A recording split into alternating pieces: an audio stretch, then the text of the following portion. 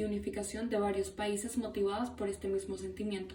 Por ejemplo, en el siglo XIX, el Imperio Otomano y el Imperio Austrohúngaro tenían una considerable influencia y control sobre el resto de los Balcanes, lo cual estos países como Serbia, Bulgaria, Grecia y Montenegro no apreciaban y trataban de deshacerse de este control y de la presión nacionalista de estos dos imperios. Se desataron las dos guerras balcánicas, y la primera de hecho fue producto puramente de la rabia que sentían las naciones balcánicas hacia la imposición del Imperio Otomano. Sin embargo, algunos sentimientos de nacionalismo se salieron de control y terminaron en caos. Por ejemplo, Serbia era uno de los países balcánicos que quería su independencia de los grandes imperios, por lo cual unos miembros de la Mano Negra, una sociedad militar secreta con el propósito de promover el nacionalismo eslavo, asesinaron al archiduque del Imperio Austrohúngaro, lo cual desató toda la Primera Guerra Mundial.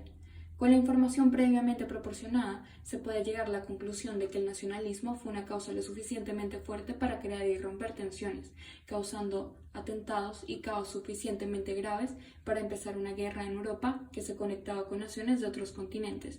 Fue un efecto dominó. Años antes de la Primera Guerra Mundial, varios países habían empezado a practicar su militarismo y a fortalecer y expandir a sus tropas. El nacionalismo llevó a esto porque fue la principal causa responsable de que los países quisieran expandir su influencia sobre Europa.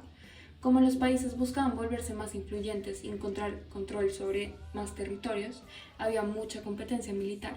Por ejemplo, Alemania y Francia estuvieron involucradas en una competencia de armadas, en la cual ambos países hicieron a su armada el doble de grande de lo que eran originalmente entre 1870 y 1914.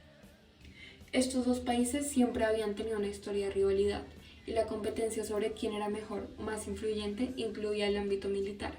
Cuando empezó la guerra, Alemania contaba con 2 millones de soldados y Francia con solo 1 millón. En general, la formación de una armada fuerte estaba relacionada con el nacionalismo también, por lo que todas las naciones buscaban protegerse de las tensiones nacionalistas por las que todos estaban siendo rodeados.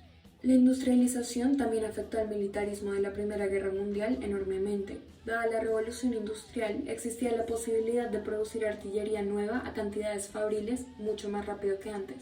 La artillería no era solamente más abundante, sino mucho más letal ahora.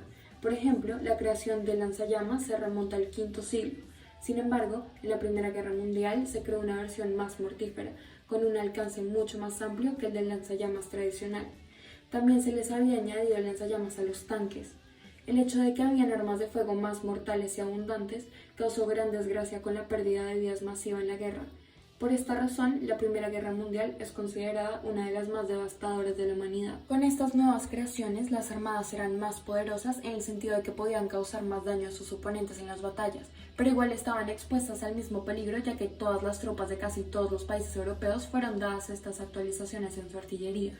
También, en la Primera Guerra Mundial, las naciones militares tenían generales y almirantes en el gobierno que trabajaban como ministros que asesoraban a los líderes políticos. Esto generó un aumento en el gasto de los países en armas y en defensa.